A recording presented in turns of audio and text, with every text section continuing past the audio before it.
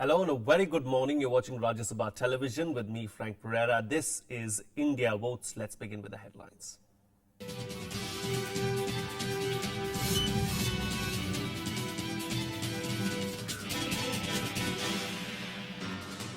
The first phase of polling second phase, of polling begins in 4 states in the northeast, 6 Lok Sabha constituencies in the fray. Campaigning for third phase of polling ends. Congress and BJP stalwarts address rallies in the final hours.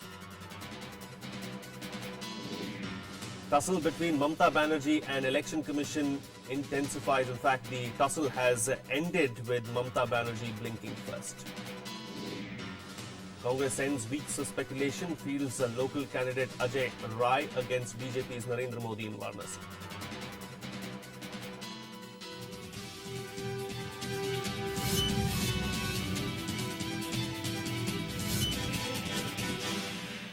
Well, it is indeed a big day for the candidates of 6 Lok Sabha constituencies that go to polls, and in fact the polls have already begun, and these polls are taking place in 4 of the northeastern states, and the fate of several of these leaders, of course, will be decided by this evening. And for more on this, let's go across to our correspondent Pranav Goswami, who joins us with more details at the moment.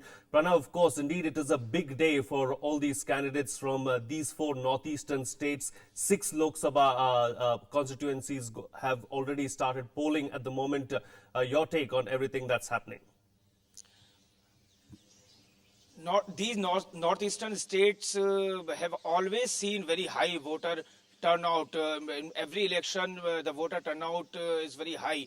And if you talk about the political equation, Congress seems to be in a very strong position, at least in 3 states, Manipur, Meghalaya and Arunachal, because in 3 states, Congress is having a state government. And in Nagaland, there's one regional party, Nagaland People Forum. Nagaland People Forum won 3 consecutive assembly election in Nagaland. So in that state, the regional parties is very strong. And Arunachal Pradesh is going for Lok Sabha poll along with assembly because the state cabinet had recommended for dissolution of assembly, and they were wanting these elections to be holding along with Lok Sabha election. Congress has already secured 11 seats without uncontested, including Chief Minister of Arunachal Pradesh. In these 3 states, Congress will be hoping, and Congress is very optimistic that they'll perform well, except in Nagaland. But if we talk about other parties like BJP and other regional parties, I don't think that they are in a better position this time. But in Meghalaya, Congress is fight with NPP, another regional party by P.A. Sangma, former Lok Sabha Speaker. So we can say that Congress is in a better position. And if we talk about issues, there are so many issues, because these northeastern states always look at center for development work. And in Manipur especially, everybody knows that Irom Sharmila, she has been on hunger strike from 2000, and she's wanting complete repeal of AFSPA, Special Armed Powers Act, and that is going to be a very major issue in Manipur election. Well, certainly, of course, these are going to be some of the major issues as far as the elections there in the Northeast are concerned. But if you look at it on the whole, of course, Pranav, who do you believe are the key candidates? Can you take us through some of the key candidates there that the people are going to vote for today? There are so many important candidates from Meghalaya. Takam Sanjay, he is sitting MP from Congress, and from NPP also there are some important candidates. If we talk about assembly election of Arunachal Pradesh, in Arunachal Pradesh also the Minority Affairs State Minister is contesting from Arunachal Pradesh. There are a few other important leaders from these states, but these 3 seats, Congress is again wanting to win more seats, at least from in 3 states where they are having a very strong hold. All right, Pranav, we'll have to leave it at that. Thank you so much for joining us there with all those details. Of course, we'll keep coming back to you during the course of the day to get us the latest information about those poll-bound states. Joining us in our studio at the moment this morning for on India Votes is Aditi Fadnis, who is the political editor of the Business Standard. Very good morning, Aditi, and welcome to the show. Good Aditi, morning. your take on the second phase of polling. Well, the first phase brought no surprises. The most heartening thing about elections in the Northeast is the huge turnout, as your correspondent said. So typically in the first phase also the turnout was upwards of 70% in both. Of course, we are waiting for the day when it will be 100% turnout, but still it was very, very heartening to see how keenly voters in the Northeast who consider themselves somewhat cut off from Delhi and somewhat cut off from India actually, are taking part in this election. So I think we must not under any circumstances disappoint the voters of the Northeast. And what do you believe are the key factors that will influence the elections there? Always development, because the Northeast is very beautifully decentralized. There are places in the Northeast where the local election committees organize the election, they enforce a code of conduct, and they take the election very seriously. We should not disappoint them by holding back development. We do know that in this Prime Minister's office, Mr. Shyam Saran, who was the former Foreign Secretary and the National Security Advisor, had put in place a department and had put in place a project to develop the road network in the Northeast. There are several problems, of course. There are problems of topography, there are problems of the border, there are problems of land acquisition. But even despite all that, I think the most important development need for the Northeast is development. Okay. I would not even say that the Armed Forces Special Powers Act is such an important issue. It is. Important It is. as development. Absolutely. Development is key in the northeastern states. And is I what- hope and pray that despite the Congress's good showing in the Northeast. I mean, we just heard that 11 seats have been won uncontested by the Congress. Despite that, even if there is a government in the center which is not a Congress government, that the government will not discriminate against the Northeast, because that will be really wrong. Yes, indeed, it will be really long. Let's hope that that does not happen. Let's now look at the newspaper headlines, of course, Aditi. Here you have the Indian Express, and this seems to be the lead story in most of the papers. Indian Express going with the headline, Poll Panel stares down Mamta, West Bengal Chief Minister accuses EC of political vendetta but agrees to transfer officials. So Mamta Banerjee, of course, has blinked first. Hindu also going with a similar headline, Mamta relents as EC holds its ground. The Pioneer, of course, going with Didi blinks first. And you have the Times of India as well here, which has a similar headline. Didi buckles, agrees to Election Commission transfers. This was bound to happen, wasn't it? Because the Election Commission was not backing down. It said, no, this has to be done. Well, we do know that during an election process, the Election Commission has full command of transfer and postings. And the state government, even if it's not an assembly election, the state government has no powers to refuse orders by the Election Commission. This is done to retain the primacy of an impartial arbiter like the Election Commission, and not vitiate the process of elections. Because, you know, we know that how posting of officers and posting of police officers, other officers can influence the election. So everyone must have a level playing field. Mamta Banerjee initially started off by saying that she will not do what the Election Commission is ordering. But I think after the gravity of the situation was pointed out to her, and after an extended meeting of the state cabinet, she realized that what she is saying or doing will not be appropriate. She is still attacking the Election Commission, which is not a good thing. I don't think the Election Commission has an axe to grind in this whole thing. It views all complaints before it as neutral, as a neutral arbiter. But having said that, I just want to point out that we've had at least one member, one chief of the Election Commission, who has actually fought an election himself. And at least one person, member of the Election Commission, who has fought an election from a party ticket, has become a minister and then has quit. I'm talking about Dr. M.S. Gill. This is not a good precedent. I don't think, in order to maintain the sanctity and the impartiality of the election commission, it's not a good idea to have commissioners contest elections, because then you begin to wonder whether the rulings that they gave as election commissioners were influenced by other factors. Indeed. In favor of the parties who then took them on as MPs and as ministers. Certainly, indeed. Of course, let's look at the other headline now. The campaigning has come to an end for the third phase of polling, and here you have papers, of course, talking about this as well. Lull before Delhi poll storm is what the Pioneer is saying. As a headline in the Hindu reads, Kejriwal attacked again on campaign trail. He's been attacked 5 times already. In the last 4 days, he's been attacked twice. Question arises whether Kejriwal should indeed start taking security. Of course, we'll discuss about that as well. This basically is the headline in the Hindustan Times as well. Delhi campaign ends in drama. Kejriwal slapped by an auto driver. Several of them, of course, have said that these acts have been staged. But do you believe that Arvind Kejriwal should now start taking on more security? Well, I don't know. Security is something that is a matter of, his choice. But the fact is that people are now beginning to ask themselves whether all his promises to remove desperation in Indian society, whether that has succeeded at all, and whether he was given a chance for it to succeed. So there is a ferment now after the initial euphoria. People are reviewing the role of the Aam Aadmi Party, and I think Aam Aadmi Party has to be sensitive to this. I mean, these attacks on him are not political attacks, not armed attacks, but physical attacks. Yeah, more out of frustration, Tell isn't you it? something. Yeah.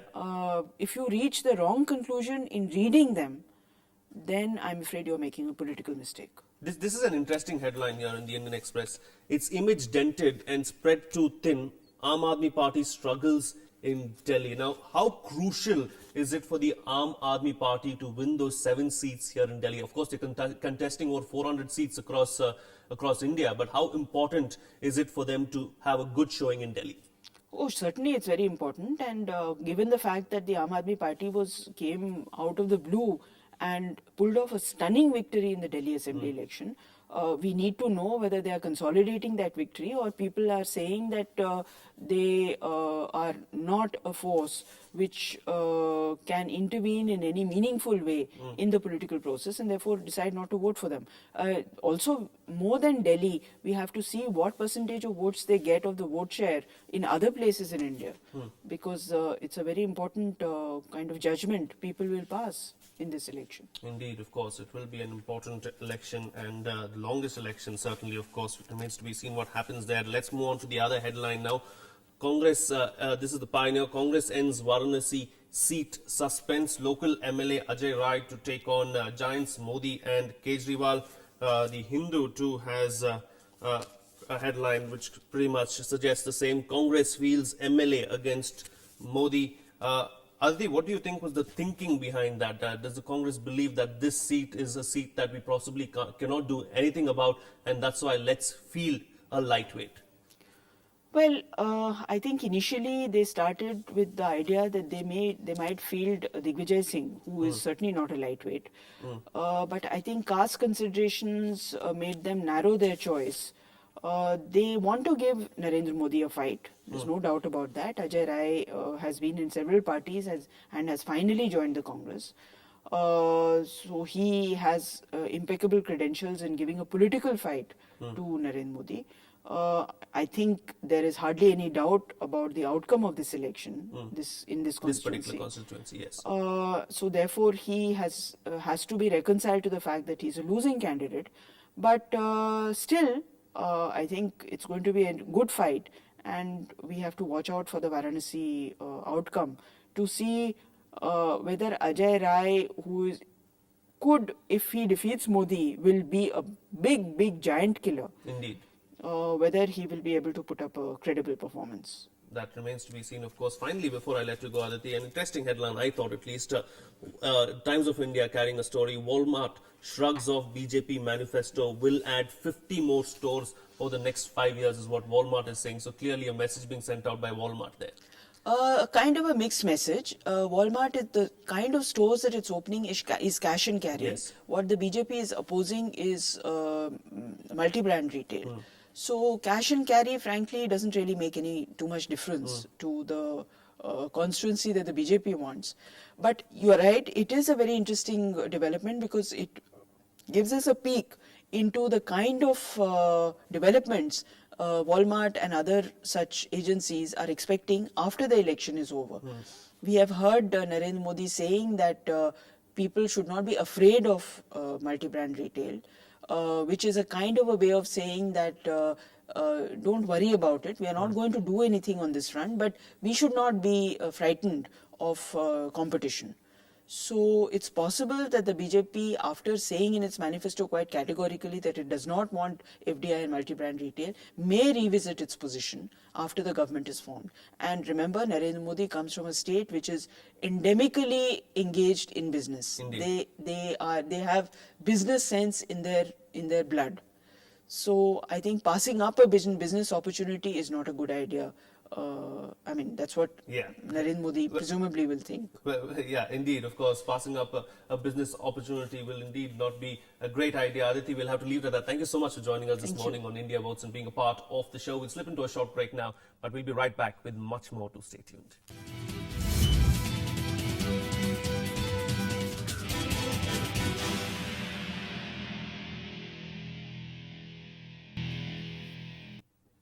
Welcome back. You're watching Rajya Sabha television. Well, ahead of polling in parts of Odisha, we look at the tribal population in the Niyamgiri Hills area in the state that has been fighting corporate forces for years now. This is the epicenter of the development versus environment debate in India. Here's a special report.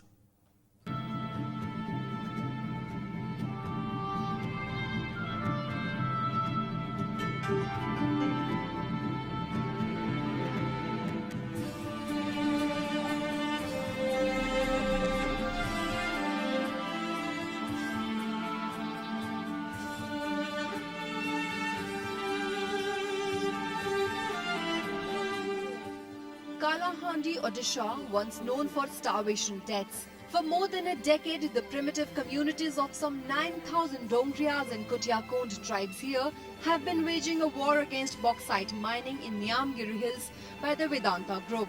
Vedanta has the tacit support of the state's politicians. The tribes want their deity Niyam Raja to be left undisturbed. They fear ecological destruction and the drying up of streams. Protests have taken the shape of a global green movement. How much mining this country needs and for what, at what cost? And that nobody reflects, nobody thinks. Everybody thinks the people are a hodl. You know, this way they're thinking. And now at least they will be compelled to think what actually we need, how much we need, and at what cost. You know, all these questions which we have ignored over the years, we will be forced to reflect on. In 2010, the UPA government had withdrawn clearances earlier granted to the bauxite mining project as it violated the Forest Rights Act and other environment protection laws. Watchers say Vedanta may now have to look for an alternative mining site to feed its alumina refinery at Lanjigarh. जो refinery बनाया है वो Orissa government के साथ एक MOU हुआ था 150 million ton का बॉक्साइट चाहिए तो उड़ीसा गवर्नमेंट का जो ओएमसी उड़ीसा माइनिंग कॉरपोरेशन ने वो नियमगिरी माइंस को वहाँ से बॉक्साइट निकाल के वेदांत को देने के लिए वो प्लान में था ऑलरेडी आपको पता है स्टेज 1 क्लियरेंस भी हो गया था लेकिन स्टेज 2 क्लियरेंस के बाद कुछ प्रॉब्लम हुआ 2010 को एमओएफ से कुछ रिजेक्शन आया. Images of Adivasis protecting their sacred mountain against the mineral-hungry corporate has resonated across the world and even put further pressure on the centre. Odisha is now proposing that mining lessees pay for the development of tribal communities. Industry में आपको मालूम है direct indirect employment होता है तो जरूर रोजगार मिलेगा मेरा ख्याल से रोजगार मिलेगा. मैं तो बोला हूँ मैं खुद एक इंडस्ट्री से काम करके आया हूँ. अगर इंडस्ट्री नहीं होता तो आज मैं मिनिस्टर नहीं बन पाता. Niyamgiri is a wake-up call. Local opposition to mega mining, power and manufacturing projects raises the need to find an alternative eco-friendly development paradigm. Neelu Vyas's report for Rajya Sabha TV. Well, you can watch a detailed report titled Battleground Niyamgiri on Agenda 2014 later today. Moving on now, the market of caps that bears symbols of political parties is on boom in the election season. The cap industry in Uttar Pradesh's Amroha district is getting orders in huge numbers from different political parties. It has certainly become a reason to smile for people who are involved in this business. Here's more.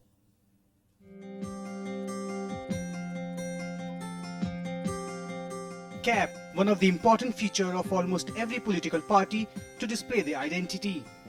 Ahead of general elections, the demand for caps bearing symbols of political parties is gaining momentum. The cap industry in Uttar Pradesh Amroha district is receiving huge orders from different political parties. Red-colored cap for Samajwadi Party, blue for Bahujan Samaj Party, white for newly formed Aam Aadmi Party and saffron for Bharatiya Janata Party. पहले हमारे दादा किया करते थे और अब हमारे पापा कर रहे हैं। इसके साथ साथ हम भी पापा के साथ करते हैं और ये हमारा फैमिली काम है। इसके तरह से ये टोपी हमारी मजदूरी पे भी सिलाई वगैरह गत्ते कटिंग वगैरह होती है और बीएसपी, कांग्रेस, बीजेपी तरह जो भी पार्टी हैं सबकी टोपी हम तैयार करते हैं। Huge demand of caps is also providing extra income to the people involved in this business. जी हम सुबह 10 बजे से और शाम को 5 बजे तक 500-600 टोपियां तैयार कर देते हैं। As India is going to exercise its voting rights, political parties are doing best to woo voters. Only the time will tell which cap wins the day. Bureau Report, Rajya Sabha TV. Well, the sheer diversity of the Indian voter means poll issues can't be confined to the regular promises of development and water. In Sikkim, a large section of the Buddhist population wants political parties to bring their spiritual leader, the Karmapa, to the state. Here's a report. For the last 13 years, it's been the biggest demand of the Buddhist population of Sikkim. Bring the 17th Karmapa Ojian Trinle Dorji of Dharamshala to the state. And their vote will go to the party that assures them that the Karmapa will come and soon. ये तो कर्मपा आने देने से बहुत अच्छा रहेगा जो हम लोग जो पॉलिटिक्स भी हो जो भी हो और ब्लेसिंग होगा हम लोग एक विश्वास है जो बड़ा अच्छा गुरुजी लोग आकर के ब्लेसिंग दे फिर हम लोग को शांति मिले. There's no getting away from the importance of the Buddhist mandate. Buddhists form the largest minority in Sikkim, 28.1% of the population that any political party cannot afford to ignore. 13 out of the 32 assembly seats in the state are reserved for this community. Form of 28.1% of population, 13 out of 32 assembly seats reserved for Buddhists. Religious leaders want the focus to return to welfare of the Buddhist population, with religion being kept out of politics. जो अभी तक का नेता लोग अपना footprint जो public में रखा है उसी में निर्भर है तो इस साल इस समय ये जितना जनता है वो लोग परिवर्तन चाहते हैं. Political leaders campaigning in Sikkim are falling over each other in an eagerness to win over the Buddhists. हम लोग का फिर जो पॉलिटिक्स से लेना देना कुछ भी नहीं है. हम लोग का जो पहले मैंने बताया था हम लोग का जो वे अलग अलग से है मगर जो भी गवर्नमेंट आए जो भी आए हम लोग का अपना जो अपना धर्म जैसे करते हैं वो चीज करते हैं उसको प्रोटेक्ट बाहर से जितना प्रोटेक्ट कर सके तो ये बहुत अच्छा रहेगा क्योंकि हमारा देश के लिए और हमारा पब्लिक के लिए सब के लिए. Dispute persists on the hierarchy of the Dharamshala Karmapa vis-a-vis the Delhi Karmapa. It's clear what the verdict on this is here, and it has evolved into a political issue for the general elections ahead. Pranav Goswami's report from Gangtok for Rajya Sabha TV. Well, in a bid to create more and more awareness among the voters to participate in the world's biggest democratic process, a marathon called Run for Vote was organized in Bihar's Gaya district to urge people to vote. Let's take a look. A marathon called Run for Vote was organized in Bihar's Gaya district to create awareness among voters and urged people to exercise their franchise fearlessly. Some regions in the state are under Maoist threat to boycott elections. In the past, the state has seen low turnouts in Lok Sabha polls. This event is designed to highlight the importance of using voting rights in the electoral process. चुनाव आयोग का उद्देश्य यही है कि जितने भी voters हैं खासतौर से शहरी क्षेत्र के महिलाएं कमजोर वर्ग के वो लोग निश्चित रूप से और हमारे नए वोटर्स जो युवा वोटर्स बने हैं वो निश्चित रूप से वोट डालने के लिए आए. School and college children, activists and government officials have participated in the marathon. Such awareness campaigns have been organized by EC and several NGOs to attract more voters to the polling booths. Vote देना कितना जरूरी है कि आप vote किसी को भी दीजिए लेकिन वोट जरूर दीजिए क्योंकि ये हमारे देश को आगे बढ़ाएगा. 6 seats in Bihar will go to polls on Thursday. The state will see voting spread across 6 phases, especially to ensure free and fair voting in the Maoist-affected areas. Last year, Maoist-affected states like Chhattisgarh saw record turnout despite threats from Maoists. The Election Commission hopes to do a repeat of that in Bihar in the forthcoming elections. Bureau Report, Rajya Sabha TV. Well, with that, it's a wrap on this edition of the Bulletin. We'll be back same time tomorrow to discuss the political headlines in the newspapers with a fresh guest, of course, that and much more tomorrow, same time. Thank you so much for watching. Have a good day.